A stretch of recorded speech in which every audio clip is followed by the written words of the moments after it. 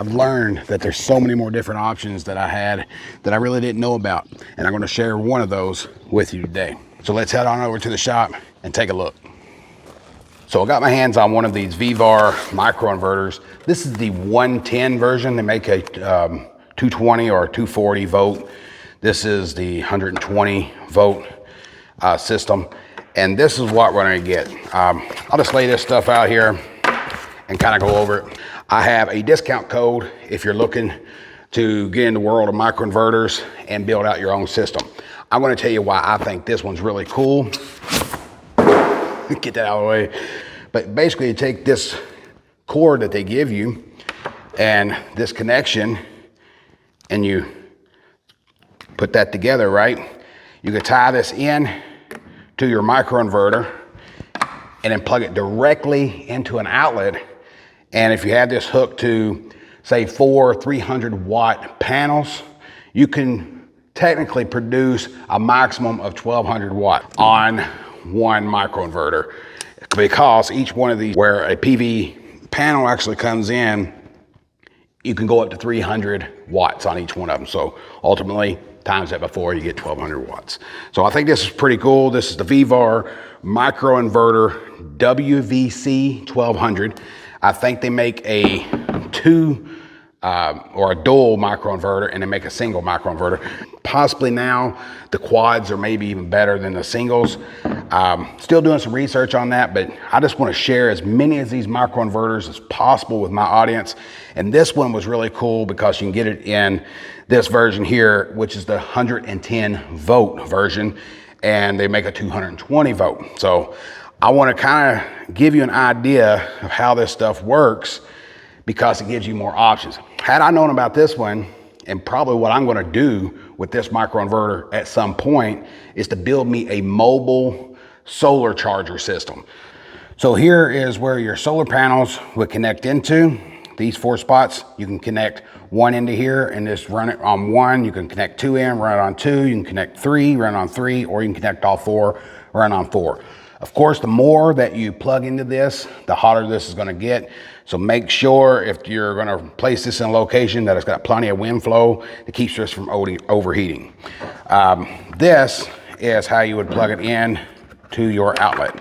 So you would take this and you would plug it in to this side here. We just gotta get the things lined up, press it in, and then tighten it down. All right, I'll move this over just a little bit so you can see this into the plug and this. Then you plug this in and you plug this into an outlet. And I just so happen to have one conveniently located right here, and we'll plug it in. So we have a blue light here that shows we have AC power, and a blue light over here that shows we have AC power. If, say, we were only using this one microinverter, we wouldn't even need this, because this is for the next microinverter down the line. So we would be able to hook 3 of these into one branch. So that's kind of got my wheels spinning of the possibilities that I have with that 110 microinverter. I want to introduce you to this microinverter because this is the first one I've got my hands on that was a 110. Now, one thing that I will say with this microinverters versus a couple other ones that I've talked about previously on this channel is, I think when you purchase this one, you're gonna be kinda on your own. Not sure about the warranty and how that would be backed. Something that's unclear to me, but here's where the value comes in. This microinverter, I can run 4 panels or 1200 watts for about, I think it's $175, something like that right now. And I'll put a link in the description below with a discount even, that you may even be able to get that a little bit cheaper. So you're talking $175 for 4 microinverters for 4 panels, basically, because you got branch 4 here. So, I mean, that's really cheap. So if you're really trying to get an investment back, this may be an opportunity for you to do that and be able to produce a significant amount of power, you know, for your shop or for your house or your off-grid cabin or whatever you got going on. This might be an option.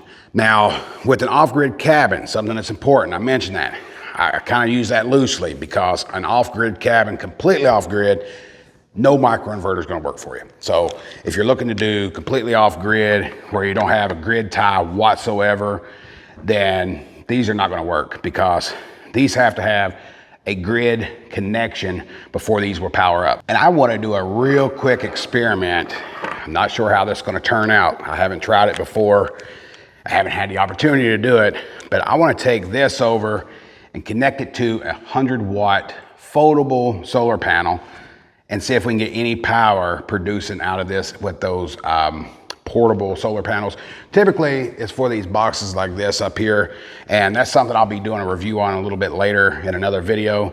So I'm gonna head over to the patio and see if we can get any power producing with this microinverter. Now, this is a very raw test, and it's probably something I wouldn't recommend doing just off the fly. This is not a permanent fix for me. This is just to see if we can get power producing with a very low solar panel with this 1200 watt microinverter.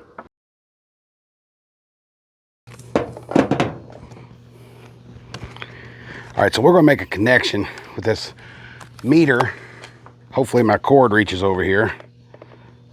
Plug this in. Right now we're seeing, so it uses 0.7 watts to turn the microinverter on. Here's the solar panel that we're using. It's a 100-watt solar panel. And I'm just gonna set this basically right here.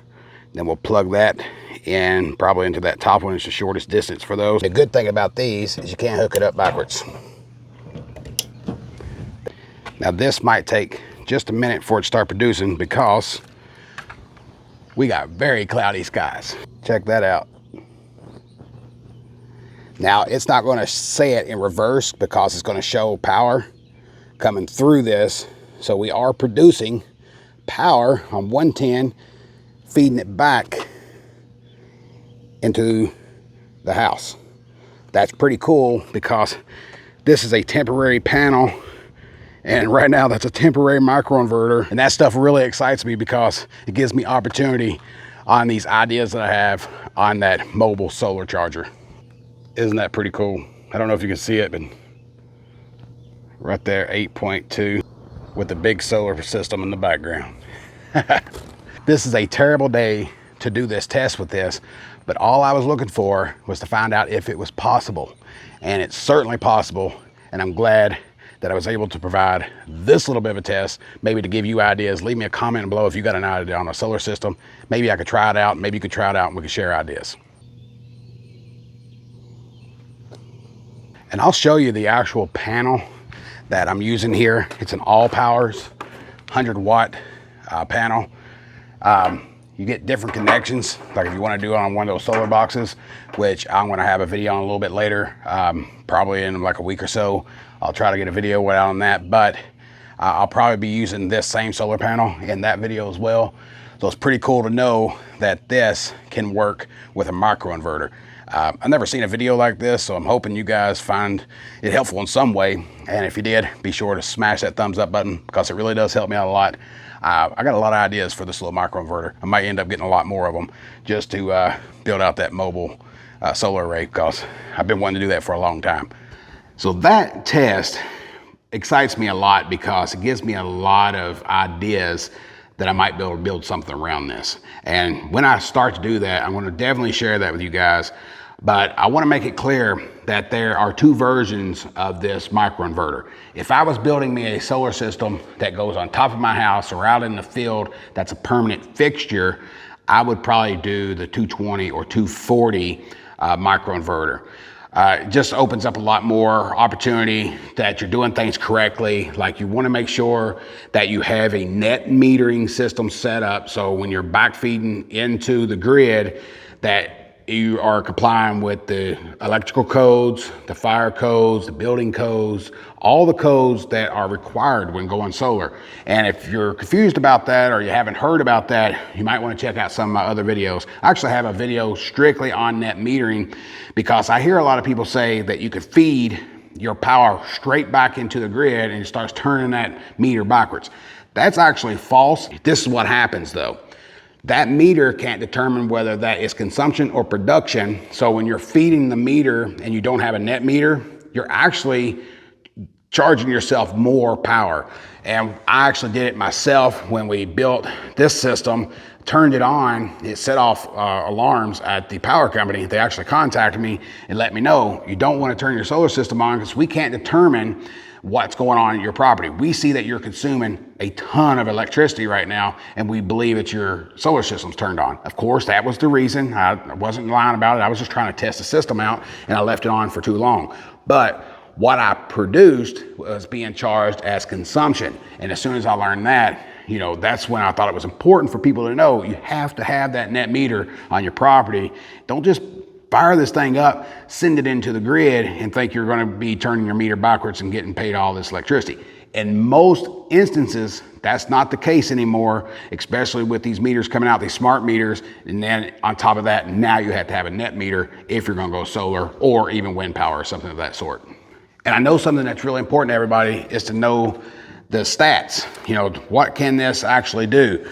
Well, you get this little drawing and little data sheet with this microinverter, but this side, for us guys that speak English and read English, is no good for it. It's all Chinese.